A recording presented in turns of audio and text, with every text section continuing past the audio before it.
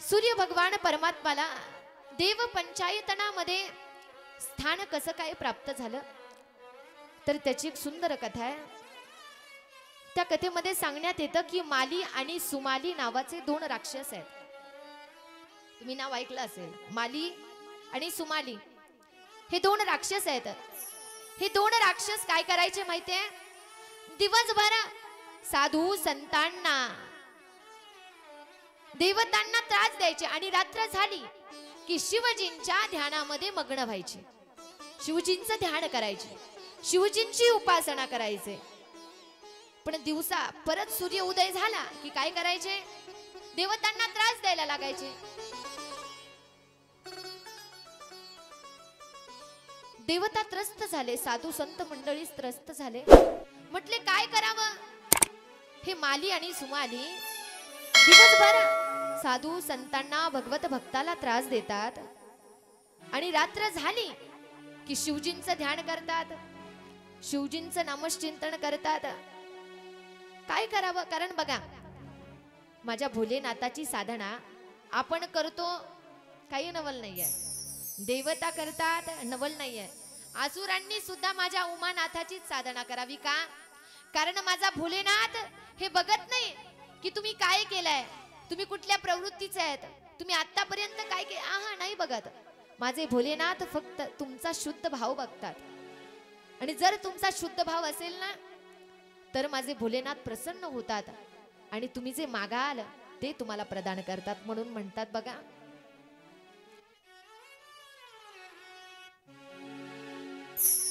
अजब है भोलानाथ ये दरबार तुम्हारा, दरबार तुम्हारा, अजब है भोलानाथ ये दरबार तुम्हारा, दरबार तुम्हारा।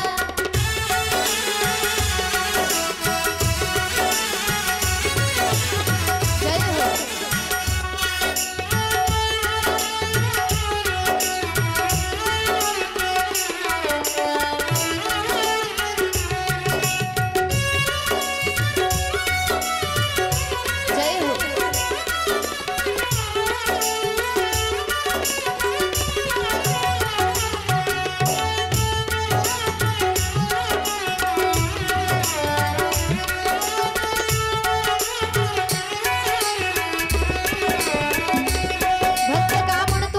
भोलेनाथांचा दरबार सगळ्यात वेगळा आहे का म्हणत असेल, कारण माझ्या भोलेनाथाची उपासना साधना आराधना सगळेच करतात, मग कोण कोण करतो तो भक्त सांगतोय। भूत प्रेत नित करे चाकरी, प्रेत करे चाकरी, भूत प्रेत नित करे चाकरी, भूत प्रेत नित करे चाकरी, भूत प्रेत नित करे चाकरी, भूत प्रेत नित करे चाकरी। सबका यही गुजारा, सबका ये गुजारा, सबका यही गुजारा, सबका ये गुजारा। अजब है भोलानाथ ये दरबार तुम्हारा, अजब है भोलानाथ ये दरबार तुम्हारा। ओ अजब है भोलानाथ दरबार तुम्हारा, अजब है भोलानाथ दरबार तुम्हारा। जय हो।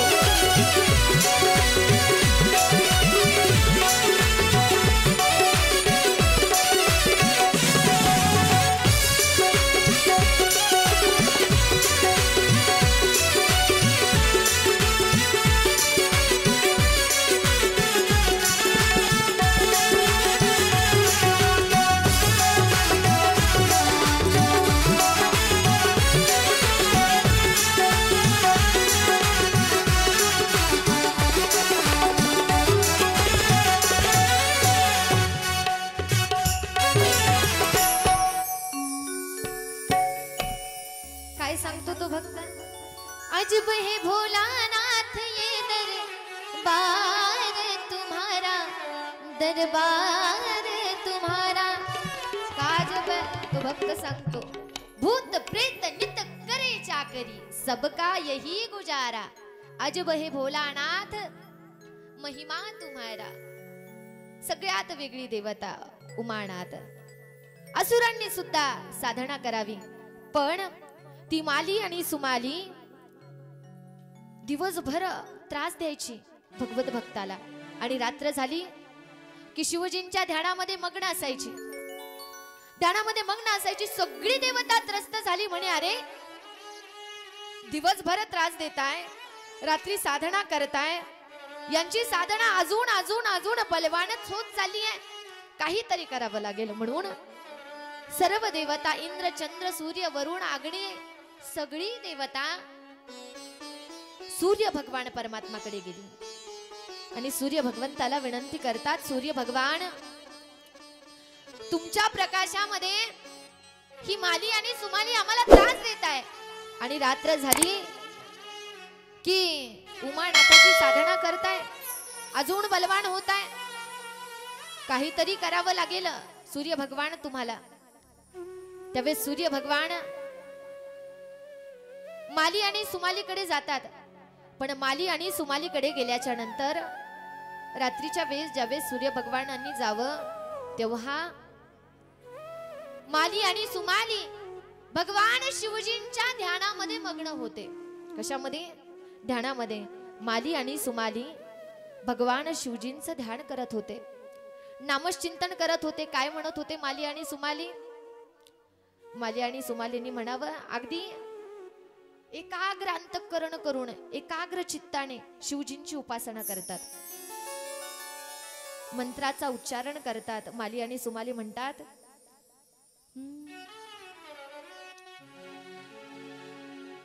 श्री शिवाय नमस्तुभ्यं,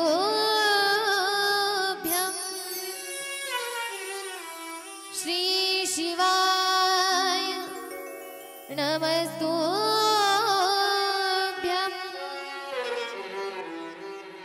श्री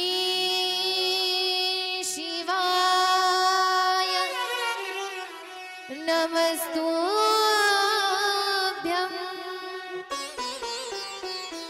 श्री शिवाय नमस्तुभ्यं,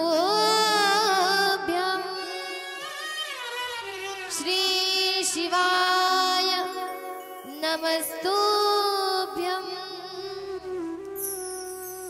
एकाग्र चित्ताने माली आणि सुमालीने शिवजींचं नामचिंतन करतायत. सूर्य भगवान तिथे येतात, पण तिथं आल्याबरोबर मागचा पुढचा विचार करत नाहीत. माली आणि सुमालीचा वध करतात. पण वध केल्याच्या नंतर अगदी उमानाथाला राग येतो. बघा, अशीच एक कथा त्या ठिकाणी आपल्या पुराणांमध्ये सांगण्यात येते की असाच एक भक्त शिवजींची उपासना करायचा, ध्यान करायचा. त्या भक्ताचं नाव होतं, त्या राजाचं नाव होतं श्वेत राजा.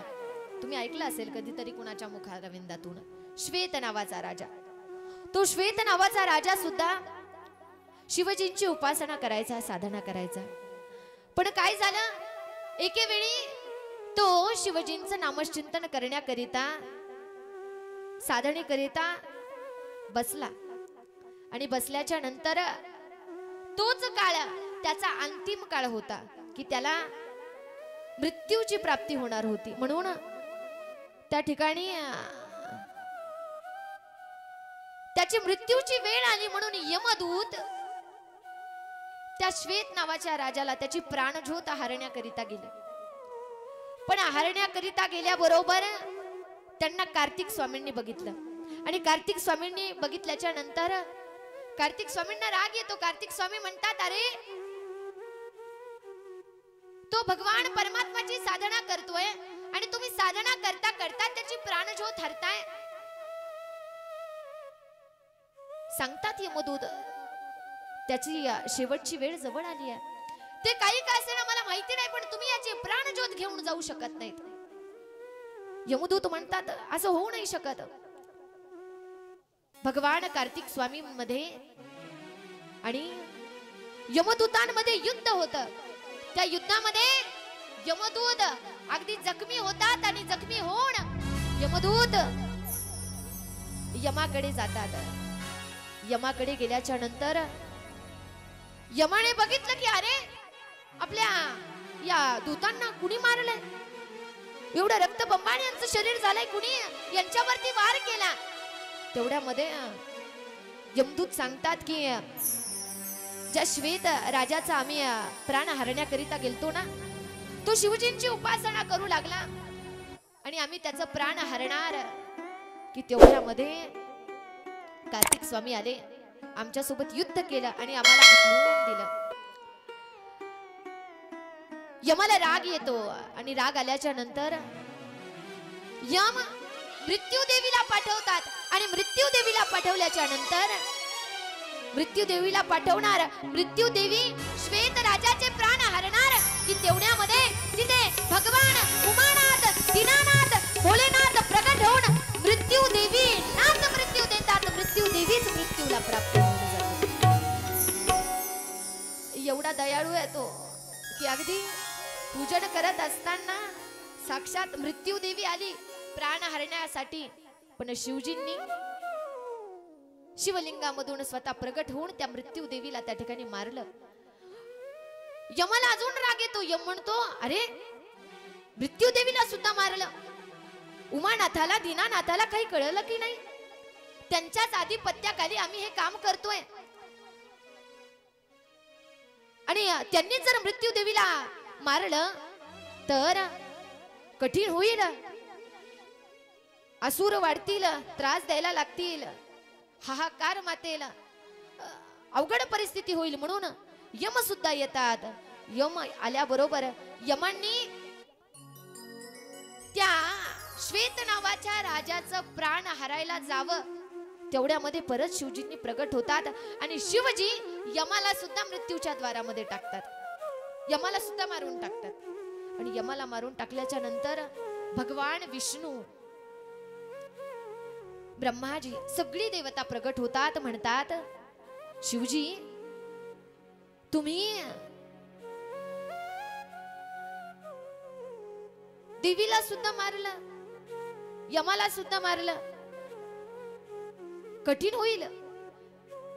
पूर्ण जी व्यवस्था आपण केलेली आहे ती व्यवस्था बिघडून जाईल. 33 कोटी देवतांनी विनंती केली शिवजींना की जर यमदेवता जर गेली, मृतदेवी जर गेली तर मग व्यवस्था बिघडेल. म्हणून शिवजी यमाला सुद्धा देवीला सुद्धा जिवंत करतात आणि सांगतात की जो कोणी माझी पूजा करेल त्याला घेऊन जायचं.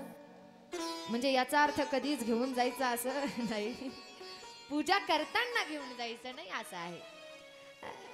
माली आणि सुमाली त्या ठिकाणी सूर्य भगवान गेले, पण सूर्य भगवान गेल्याच्या नंतर सूर्य भगवान परमात्माने त्या माली आणि सुमालीचा वध करणार. ते साधनेत होते, साधनेत असताना वध करणार.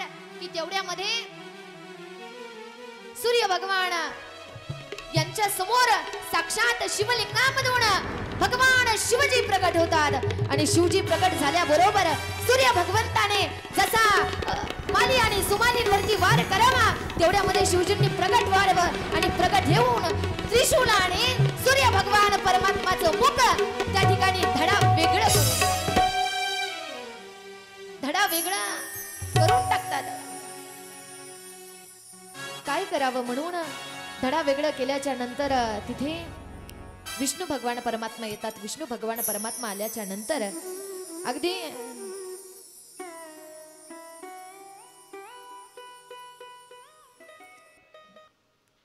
तीक्ष्ण धडा वेगळं पाहून भगवान विष्णू म्हणतात भोलेनाथ हे तुम्ही ठीक नाही केलं. का म्हणे? सांगितलं की जर सूर्य भगवान परमात्माला तुम्ही मारलं तर हे जे चक्र आहे हे चक्र कसं चालेल? जर सूर्य उदयच नाही झाला तर पृथ्वी कशी चालेल? तेव्हा सांगतात ठीक आहे, पण यांचा त्या ठिकाणी संवाद चालू असतानाच तेवढ्यामध्ये तिथे सूर्य भगवान परमात्माचे पिताश्री येतात आणि पिताश्री आल्याच्या नंतर राग येतो त्यांना. महर्षी कश्यप तिथे येतात आणि महर्षी कश्यप येऊन भगवान शिवजींना शाप देतात. शिवजी, माझ्या मुलाचा काय आहे काय नाही मागचा पुढचा विचार नाही केला तुम्ही. आले रागाच्या भरात माझ्या मुलाचं त्या ठिकाणी क्षीर तुम्ही धडा वेगळं केलं. जा, माझा तुम्हाला शाप आहे की तुम्हाला सुद्धा तुमच्या मुलाचं क्षीर धडा वेगळं करावं लागेल. म्हणून भगवान शिवजींना गणपती बाप्पांचं क्षीर धडा वेगळं करावं लागलं. विष्णू भगवान परमात्मा म्हणतात, भोलेनाथ, जो शाप दिलाय तो शाप तर पूर्णत्वाला जाणारच, क्षीर तर कापावं लागणारच. पण जर सूर्य भगवंताला जर जिवंत नाही केलं ना तर खूप कठीण होईल, पूर्ण व्यवस्था बिघडेल. म्हणून तुम्ही सूर्य भगवान परमात्माला जिवंत करा. शिवजींना सगळ्यांचं ऐकून सूर्य भगवान परमात्माला जिवंत करतात. जिवंत केल्याबरोबर सर्व 33 कोटी देवा, ब्रह्माजी, विष्णू भगवान परमात्मा भोलेनाथाचा जय जयकार करतात. उमापती महादेव की जय जयकार करतात. भगवान भोलेनाथ म्हणतात, सूर्य भगवान क्षमा करा मला, तुमचं क्षीर मी धडा वेगळं केलं ना, तुमचा अवमान झाला ना, क्षमा करा मला. तुमचा जो अवमान झाला ना तो मी भरून काढेल, तुमची कीर्ती जगभर होईल. मी जे मुख तुमचं मी धडा वेगळं केलं त्याच मुखाने माझ्या 11व्या अवतारामध्ये मी तुमच्याकडून विद्या अर्जन करून घेईल आणि तुम्ही माझे गुरु असाल. म्हणून हनुमंतरायांनी सूर्य भगवान परमात्माकडून विद्या घेतली आणि शिवजी वरदान देतात की सूर्य भगवान, जे काही शिव पंचायतन आहे ना, मी तुम्हाला वरदान देतो की या शिव पंचायतनामध्ये तुम्हाला सुद्धा स्थान मिळेल. म्हणून या शिव पंचायतनामध्ये शिवजींना स्थान प्राप्त झालं. मग या शिव पंचायतनामध्ये किती देवता आहेत? 5. पहिल्या नंबरला मा जगदंबा, भगवान उमानाथ, गणपती बाप्पा. त्याच्यानंतर सांगण्यात येतं सूर्य भगवान आणि सूर्य भगवान आणि भगवान गोपाल कृष्ण, जगदंबा माता, शिवजी, गणपती बाबा, विष्णू भगवान परमात्मा आणि सूर्य भगवान, असं असणार आहे शिव पंचायतन. आणि या शिव पंचायतनाची जर आपण मनोभावे पूजा केली तर शिवजी आपल्यावरती प्रसन्न होतात. आपल्या घरामध्ये यश, समृद्धी, सौख्य, सुख, समाधान या सगळ्या गोष्टी नांदायला लागतात. पण त्याच्यासाठी काय केलं पाहिजे? हे शिव पंचायतन आपल्या घरामध्ये असणं गरजेचं आहे. बघा, शिवजींची त्या ठिकाणी सूर्य भगवंताची उपासना आपणच करतो नाही, उपासना करतात. अगदी सकाळी ब्रह्म मुहूर्तावरती मा पार्वती आणि शिवजी स्वतःच्या डोक्यावरचा चंद्र खाली घेतात. चंद्रात मध्ये जे अमृत आहे त्या अमृताने भगवान सूर्यांना जल अर्पित करतात. भगवान त्या ठिकाणी सूर्य भगवान परमात्म्याचा त्या ठिकाणी अभिषेक करतात. बघा, शिव महापुराणामध्ये त्या ठिकाणी अशा पद्धतीने आपल्याकडे सगळं असलं पाहिजे. आपण भगवान परमात्म्याची सेवा केली पाहिजे आणि ती सेवा जर आपण ब्रह्म मुहूर्तावरती केली तर त्याचा अजूनच फल प्राप्त